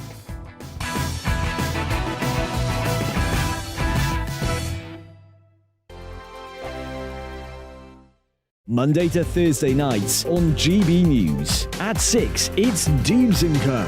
7 o'clock, Farage. At 8, join Mark Stein. And at 9, Dan Wootton Tonight, followed by Headliners. On TV, radio and online. This is GB News. Here on GB News Live, we'll be keeping you in the picture, finding out what's happening across the country and finding out why it matters to you. We'll have the facts fast with our team of reporters and specialist correspondents. Wherever it's happening, we'll be there from 12 noon on TV, radio and online. GB News, the People's Channel, Britain's news channel. We are GB News, the People's Channel. Why not take us home with you by visiting the GB News shop at gbnews.store. You'll find all the official merchandise, a really good present actually for yourself, your friends or your family. We ship across the UK mainland at no extra cost. GB News, the People's Channel. Join my show Farage, 7 p.m. till 8 p.m. Monday through Thursday, and there you will get opinion, analysis, debate, and I'll cover stories that nobody else dares to touch. You've been cancelled. Join the club. Oh my goodness me. And then for the last 15 minutes, talking pints. We're over a drink. We have a civilised conversation with someone. We very often disagree, but we do it in a grown-up way. Come and join me on Farage. Monday to Thursday on GB News, it's Bev Turner Today from 10 a.m. We're going to be here for you, our GB News family, to keep you up to date, but also make you smile. The guy went from puberty to adultery. And I can't wait to bring a few of my own opinions. I have no time for cultural totalitarianism. We'll engage in passionate, but always polite debate, with your thoughts and opinions at the centre of it all. Only on GB News, the People's Channel, Britain's news channel. Hi there, it's Stephen and Anne. At breakfast from 6 a.m, you'll always be caught up with everything you need to know, the latest headlines, opinions and debates. We'll bring you the good news and the bad, but most of all, we're here for you. Remember, send in your views and let us know what you would like us to talk about. That's because we're your news channel. And every morning at 6 a.m, it's breakfast on GB News.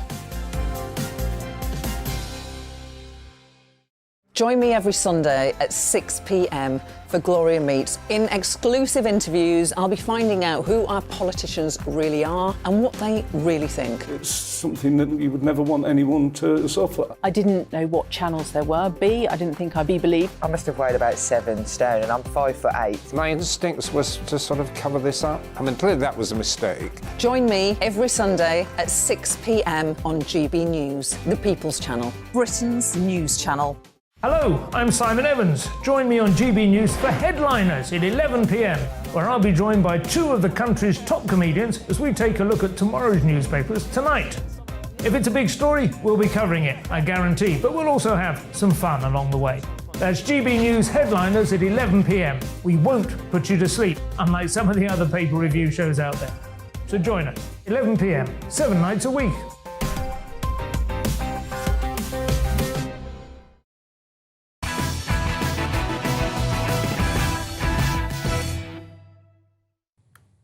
Welcome back. There have been a handful of notable leaders around the world in the push to uncover COVID injustice in recent years. And my next guest is certainly one of the most notable.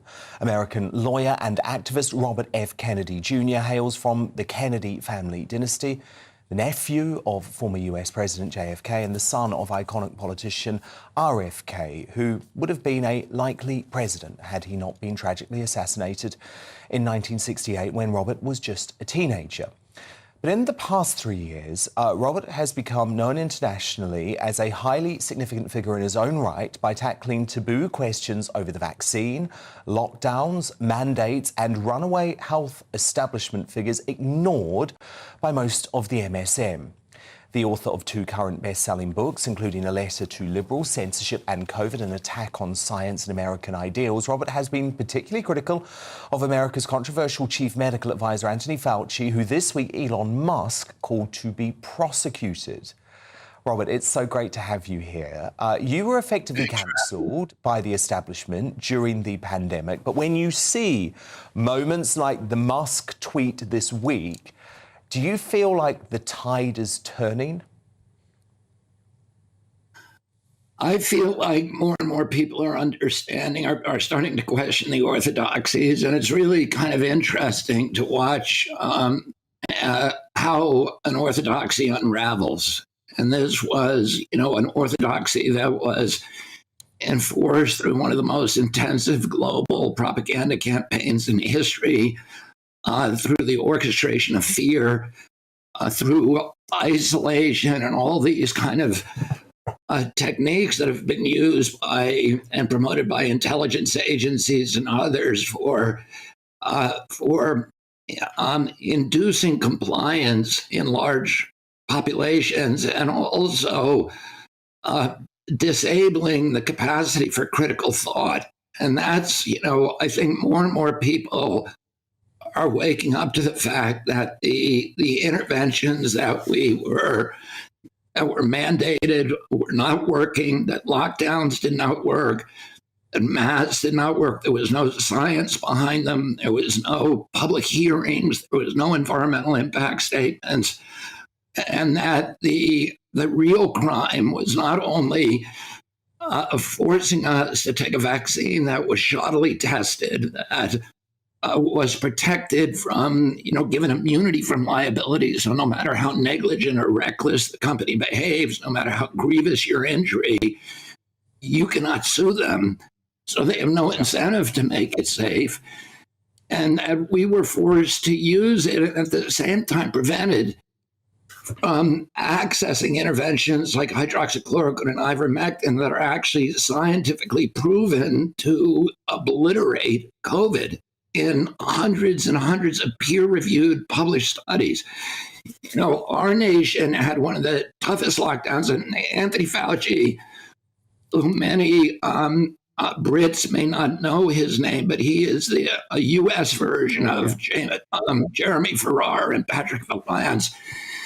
He's a 50-year technocrat at NIH, and during that time, he has transformed NIH from the most prestigious and important scientific research organization on Earth and turned it into an incubator for pharmaceutical products. There's all of these corrupting entanglements with the pharmaceutical industry that has made it the kind of classic captive agency. And if you look at our nation, let's look at the report card, the punchline, as it were. How well did those interventions serve the American people? Well, we have 4.2% of the globe's population. We had 16% of the COVID deaths. So it didn't work. Had the highest body count of any country on Earth. And look, you just mentioned Jeremy Farrar, so I want to talk to you about him, because this bloke is, of course, the former director of the Wellcome Trust, a huge Bill Gates ally, and unbelievably, today, Today, he has been announced as the new chief scientist at the World Health Organization. Now, he's going to start apparently in spring next year, but leaked emails appear to show he and Fauci knew that Wild West research was taking place in Wuhan and COVID was likely a lab leak, yet they publicly denied it. So how can he be trusted? Yeah, I mean, that's the the really damning part of those emails is you and I are not going to say right now that COVID definitely came from the Wuhan lab, although the chances it looks that way, but we don't know exactly 100%. But there's also there's some narrow room for disagreement on that.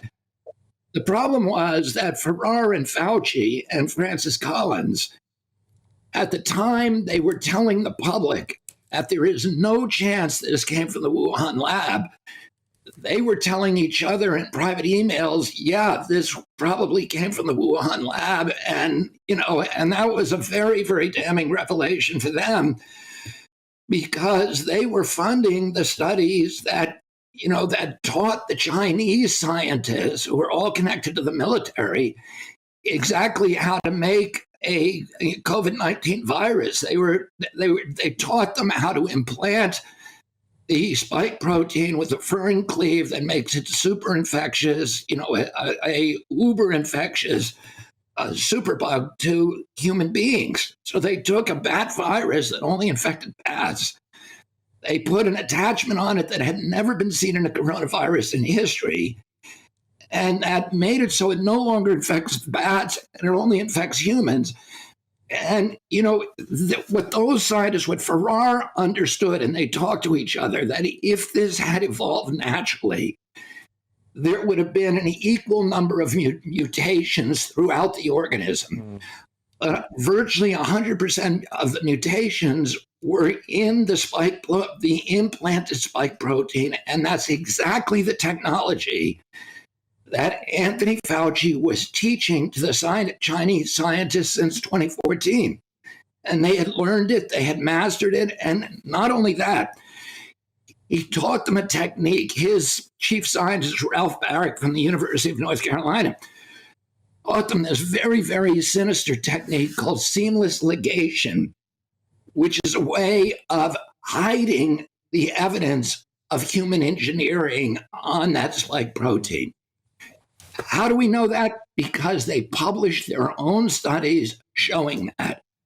And so if you look at what happened at the lab, it's clear that this came from the lab, although you can't say 100% because we don't know exactly what happened.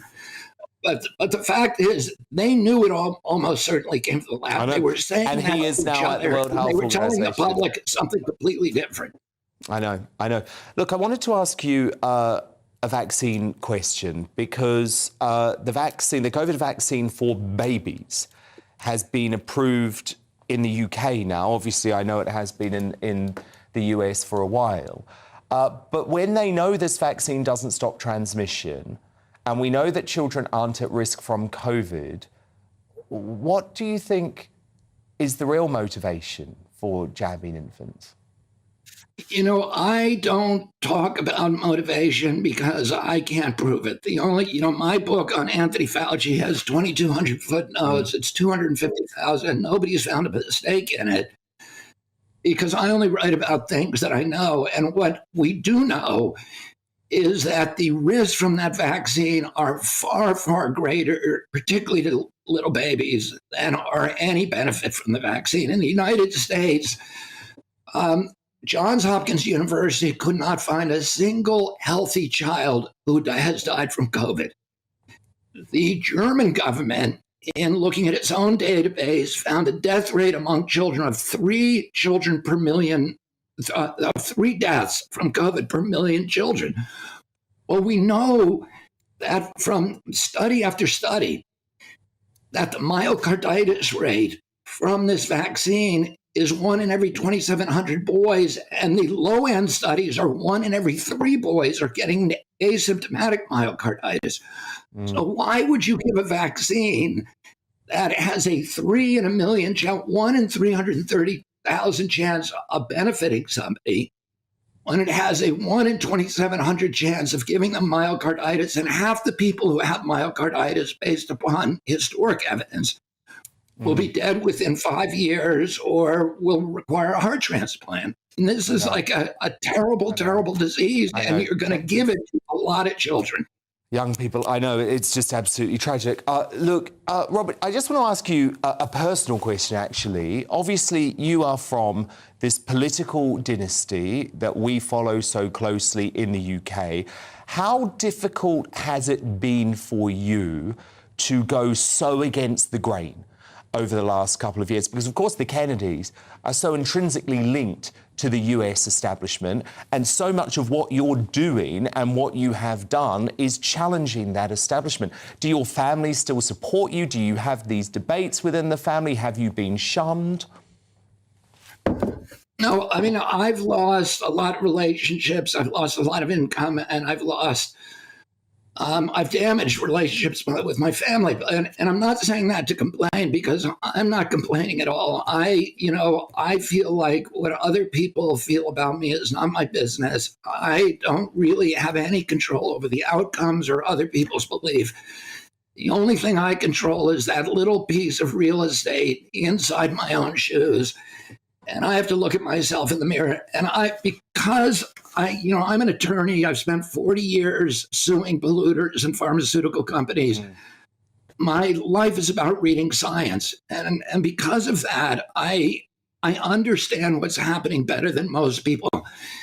It's very, very difficult for my family members, for other people, to believe that the government is lying to them, to believe that their doctors do not know what's best for them, because they're believing the public health agencies who are lying to the doctors.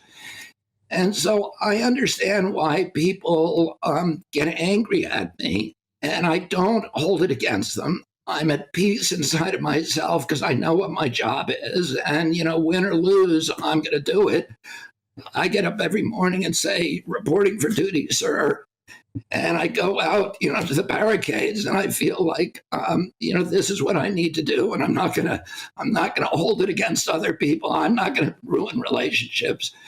Hopefully I can fight for these people who are asleep until they wake up and they can start fighting for themselves. Beautifully put. It was an absolute pleasure to speak to you, Robert F. Kennedy Jr. Thank you so much. Thank you for having me. Thank you. Now, nobody from the US health authorities was available to comment tonight on Robert's work, but the UK Medicines and Healthcare Products Regulatory Agency has said vaccines are the best way to protect people from COVID-19 and have already saved tens of thousands of lives. Lawyer and activist Robert F. Kennedy Jr. Coming up, as the Charity Commission investigates claims made against Sister Space, is there a conspiracy of silence surrounding Ngozi Fulani's organisation? Fleet Street legend Calvin McKenzie is a man without fear. Unlike the rest of the MSM, he tackles this live at 10:45. But first, does Dame Joanna Lumley write that it's become fashionable for millennial women to play the victim? And with him and Hollywood liberals like radio DJ Howard Stern turning on the Sussexes, have they shot themselves in the foot by exposing their dirty laundry on Netflix? We'll tackle those debates and bring you more of tomorrow's front pages and the media buzz straight after the break.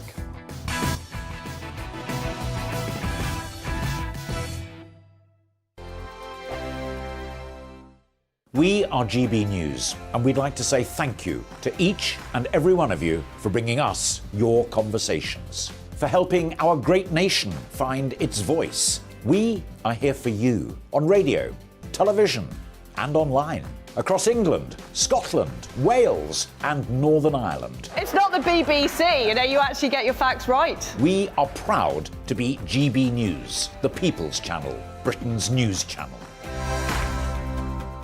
Hi there, it's Stephen and Anne. At breakfast from 6 a.m, you'll always be caught up with everything you need to know, the latest headlines, opinions and debates. We'll bring you the good news and the bad, but most of all, we're here for you. Remember, send in your views and let us know what you would like us to talk about. That's because we're your news channel. And every morning at 6 a.m, it's breakfast on GB News. Monday to Thursday on GB News, it's Bev Turner Today from 10 a.m. We're going to be here for you, our GB News family, to keep you up to date, but also make you smile. The guy went from puberty to adultery. And I can't wait to bring a few of my own opinions. I have no time for cultural totalitarianism. We'll engage in passionate, but always polite debate, with your thoughts and opinions at the centre of it all. Only on GB News, the People's Channel, Britain's news channel. Join me, Nana Akue, Saturday and Sunday afternoons on GB News. Expect fiery debate and passionate discussion as me and my panel tackle some of the biggest topics hitting the headlines. It's a place for everyone's opinion. No one gets cancelled, but no one gets an easy ride. Oh, she's on it today! Be ready for conversations that are fierce, frank, and of course, fun. Every Saturday and Sunday afternoon from 4 p.m. on GB News, the People's Channel. Join my show Farage, 7 p.m. till 8 p.m. Monday through Thursday, and there you will get opinion, analysis, debate, and I'll cover stories that nobody else dares to touch. You've been cancelled. Join the club. Oh my goodness me. And then for the last 15 minutes, talking pints. We're over a drink. We have a civilised conversation with someone. We very often disagree, but we do it in a grown-up way. Come and join me on Farage. We are GB News, the People's Channel. And right across the United Kingdom. You can find us on Sky Channel 512. Virgin Media Channel 604. Freesat Channel 216. Freeview Channel 236. And YouView Channel 236. You can also take us with you on DAB Plus Radio. With the GB News app and at the website gbnews.uk. We're absolutely everywhere. Come join us on GB News, the People's Channel, Britain's news channel.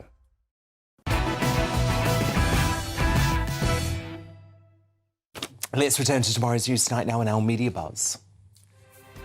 More front pages in. The Daily Mail leads on Rishi Sunak's vow to fix the, quote, appalling asylum fast.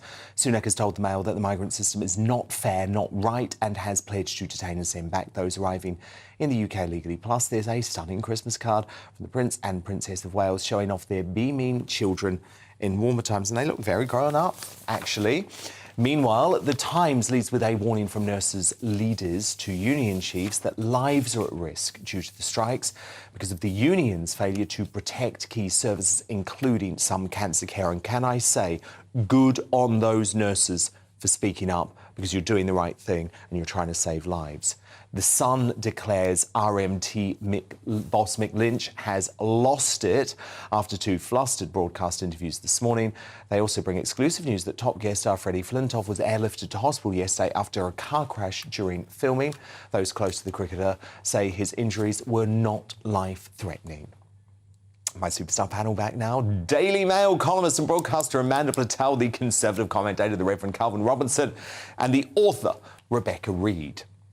Now, one of this country's most iconic and celebrated actresses, Dame Joanna Lumley, has revealed in a new interview that she has little sympathy for the Hollywood Me Too movement, saying that young women in her era were, quote, a lot tougher. The 76-year-old, best known for her role as Patsy Stone in like one of the best ever TV shows of all time, absolutely fabulous, was speaking about starting out as a model in the 1960s. So Lumley told Prospect magazine, if someone whistled at you in the street, it didn't matter. If someone was groping, we slapped their hands. We were quite tough and looked after ourselves. The new fashion is to be a victim of something. It's pathetic. We have gone mad. Amanda Platel. Are you with Joanna Lumley on this? Dan, I have to say I feel rather ridiculous defending women's rights in this Christmas jumper, OK? But put that aside, imagine me wearing something really gorgeous. Joanna Lumley you look gorgeous still. I so do not. Am I allowed to say that? That is, I look ridiculous. Thank you. You look great. The importance she's making, Joanna Lumley, whom I adore, who I worshipped when I was a child. Yes. In the Avengers. I still worship her. The sexiest woman that you've ever seen in your life. She's had this fantastic career, and she's totally right that women like her and me, I'm just a bit of a generation after her, we fought really hard for us to be taken as equals. And now the Me Too movement, when you see things like, you know, government departments introducing menopause passports, you know, tampon breaks for women. What we've seen, Me Too is just turned women, if they choose to be, which I'm happy to say lots of women don't want to be, but it's given some women the avenue to become complete and utter pathetic victims. And that's not how you work in the world. It's not how, how you achieve equality. Rebecca Reid, you're furious about this, aren't you? Because I think you believe that Joanna Lumley's comments are very wrong. Why? Yeah, so I'm sad. Well, I'm sad to say it because I also admire her and I think she's a very talented actress. And weirdly, she has said this before. This isn't the first time she's done this. She seems to bring it back out time and time again. It's frustrating because I think it shows a catastrophic misunderstanding about what the Me Too movement was about. When she talks about catcalling and, oh, someone wolf whistles is not a big deal. The first time I was catcalled, I was 14 and I was wearing my school uniform.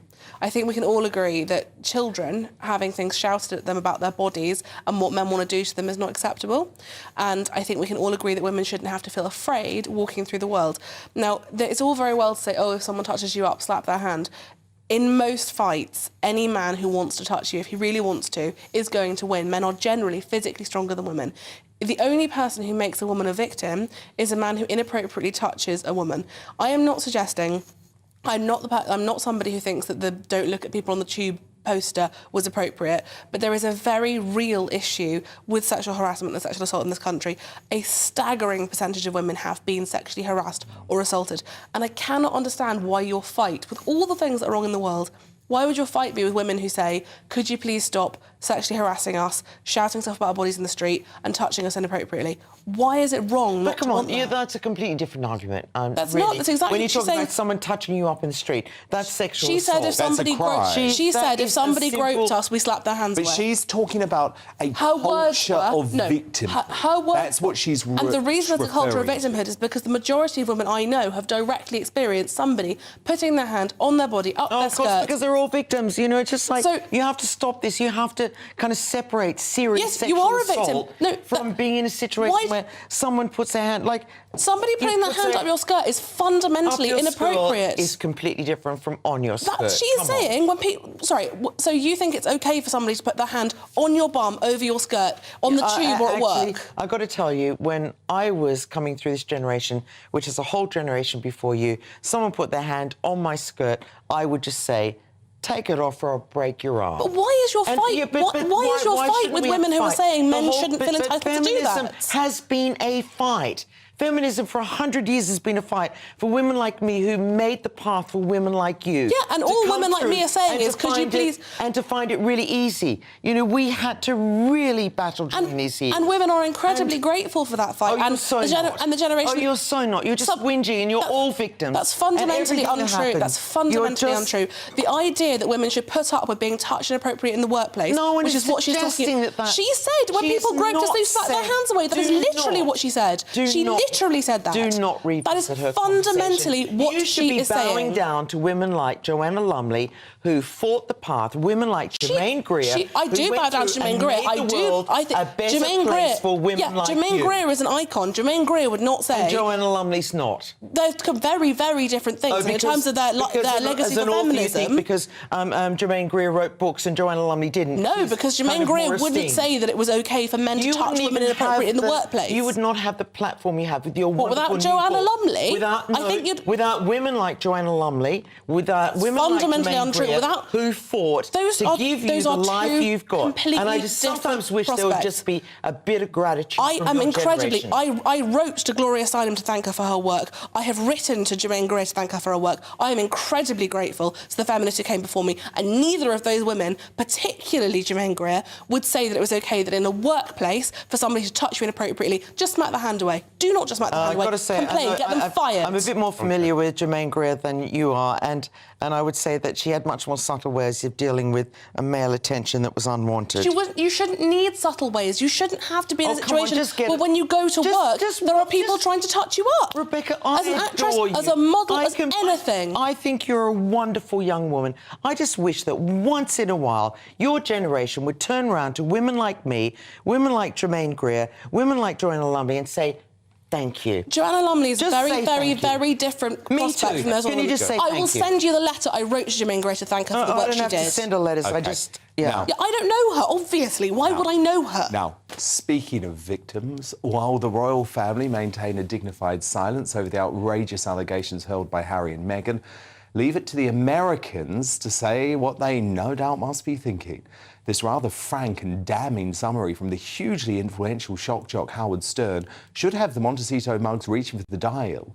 And with even Hollywood liberals of his stature turning on them, the Sussexes may want to think about embracing radio silence for a while. It's been painful. They come off like such whiny bitches. I gotta tell you, man, I just don't get it. Jesus Christ, when those two start whining about wah, wah, wah, and they don't like me, it's just very weird to watch two people who keep screaming, we wanted our privacy, we wanted the press to leave us alone. And then what is their special that they put out on Netflix? Showing you them and their kids and their life. It's like the Kardashians, except boring. He's so right, but trust me, when the next dose of Netflix nonsense lands on Thursday, it won't just be Howard who'll be Stern.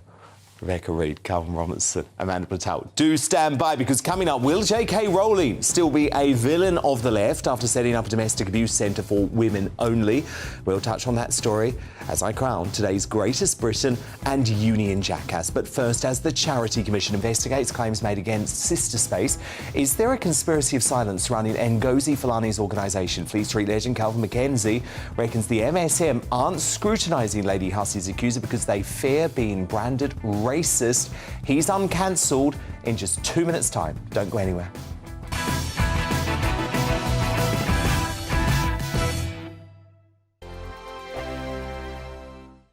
Every morning from 6 o'clock, we'll wake you up with GB News Breakfast with all the stories you didn't know from the night before. So whether it's serious news, entertainment, or your own views from all over our great nation, we're here to kick off your day with a smile. And the national media should be reflecting and reporting what's happening here. You will notice the northwestern accents. Whether you're with us on TV, radio, or online, every morning, it's breakfast from 6 a.m. Hope you can join us. We are GB News, right across the nation. You can get us on television, on radio, on digital. We're absolutely everywhere. Amazing. You see, amazing. You remind me of me in the European Parliament. But here's the most important bit. We are not part of the mainstream establishment. We think and speak just like you do. We are the People's Channel. Magnificent. That's really, really thoughtful. Come and join us on GB News, the People's News Channel. My name's Tom Harwood, and join me 9:30 a.m. every weekday for The Briefing, your one-stop shop for everything you need to know about what's going on in politics today. I wonder if this is a deal that might need to be like the biscuits in this factory, twice baked. Is there not an opportunity here to win out against the extremes? Tom Harwood, GB News. What are you going to do about it? Things should have been done differently, and they certainly are being done differently. Don't miss it. The Briefing with me, Tom Harwood, 9:30 Monday to Friday on GB News. Join me, Nana Akue, Saturday and Sunday afternoons on GB News. Expect fiery debate and passionate discussion as me and my panel tackle some of the biggest topics hitting the headlines. It's a place for everyone's opinion. No one gets cancelled, but no one gets an easy ride. Oh, she's on it today! Be ready for conversations that are fierce, frank, and of course, fun. Every Saturday and Sunday afternoon from 4 p.m. on GB News, the People's Channel.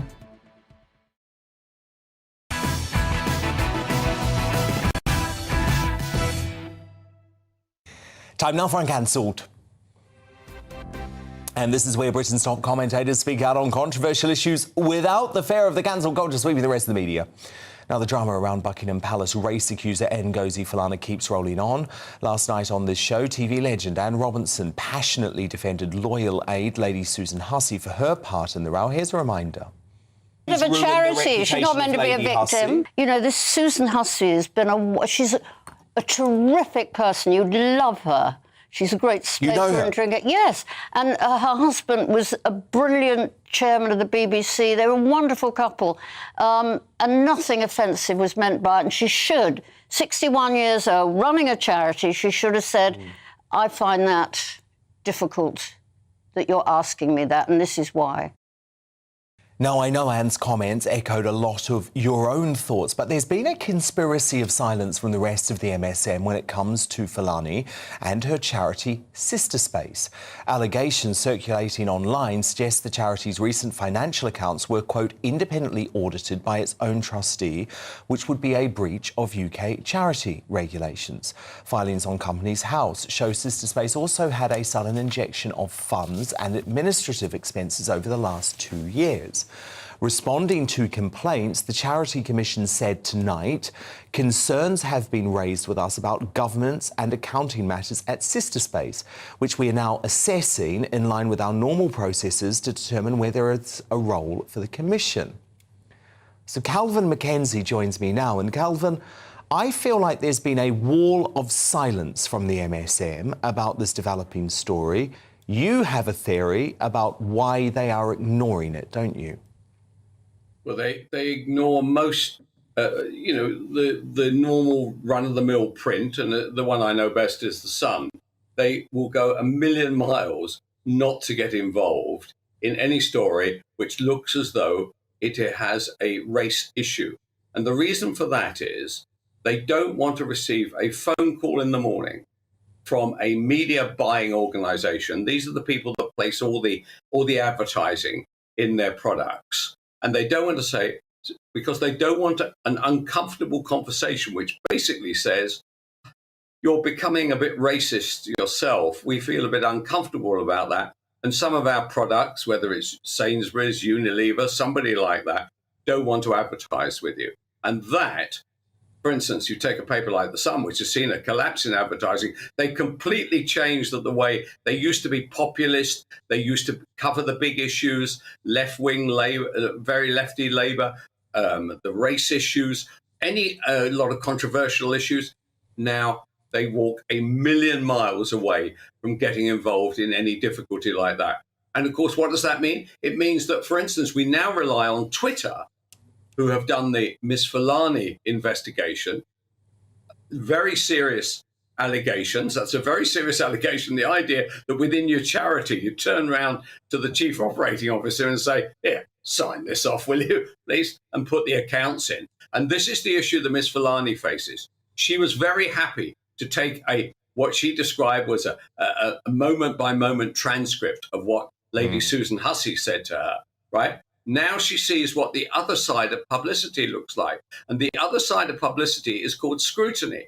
And scrutiny hasn't played too well from Miss Fulani, because she's now already announced that she's now abandoning her charitable company for the time being, because she says of all the abuse she's received.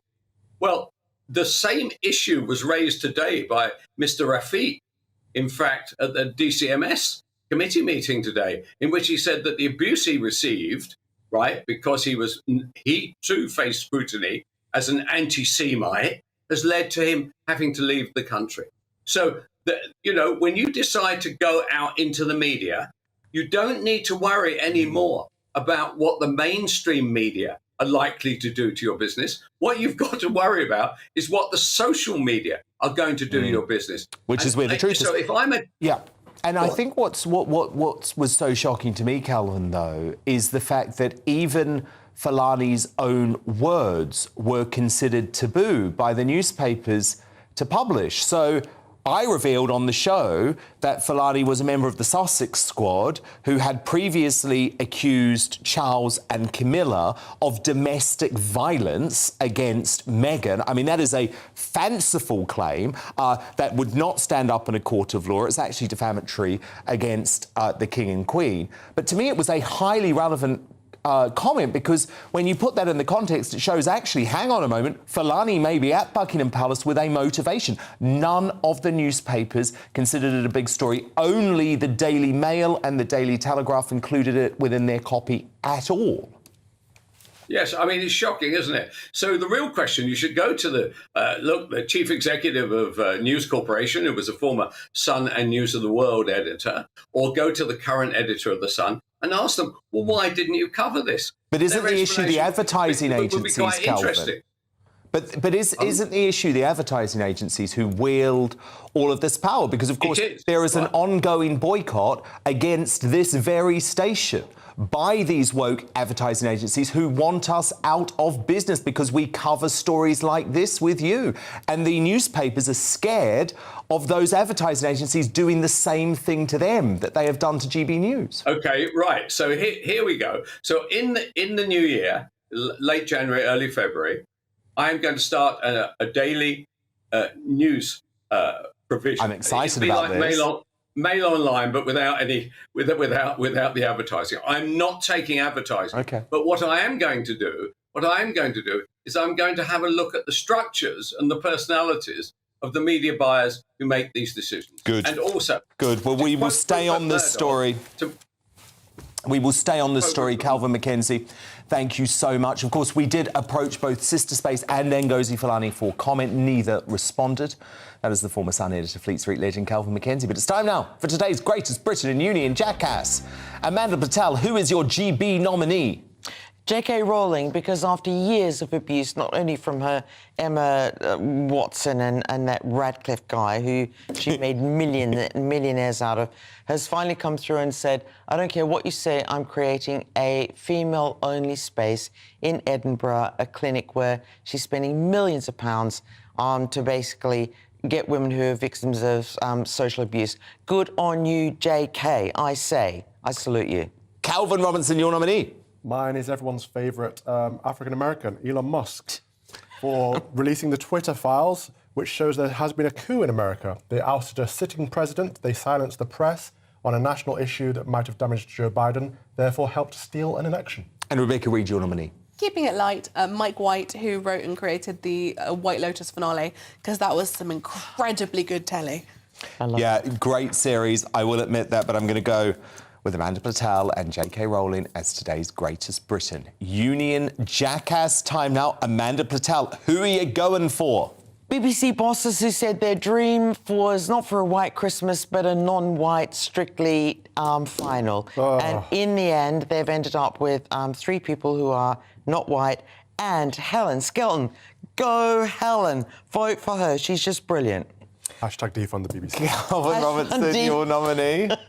Mine is Mick Lynch, a.k.a. Mick Grinch, because he's trying to steal Christmas. It's so sad and pathetic, and he can't even give himself a good excuse on television. I think we've got a little look at this moment again that we showed you earlier. What happened to Christmas kindness? Why couldn't you put all of these strikes, every single one of them, into January? Well, we're not targeting Christmas. It isn't Christmas yet, Richard. I don't know when your Christmas starts, but mine starts on Christmas Eve. So we are striking at this time because we... The Grinch was exposed, and I'm there for it. Rebecca Reid, your nominee. I mean, between the BBC and Mick Lynch, unless I'd gone Nicola Sturgeon, I wouldn't stand a chance. But mine is Joanna Lumley for the aforementioned... Shame. Go and shame! Listen, go and wash your mouth out with soap. How dare you? I love Gurkhas, but realistically, the things that she said about the Me Too movement showed a lack of understanding about what it was truly about. Oh, my goodness, I wish you'd gone for Joanna. One of you had gone for Joanna Lumley as Greatest Britain because she would have won. But look, of course it is the Grinch. It's the Grinch, Mick Lynch, trying to destroy our Christmas and being exposed for what he really is. He's our Union Jackass. Amanda Patel, love that Christmas jump. You're going to have to do much better next week with something even more dramatic. Calvin Robinson, Rebecca Reid, thank you so much. I'm back again tomorrow from 9 p.m. Headliners is next. Good night.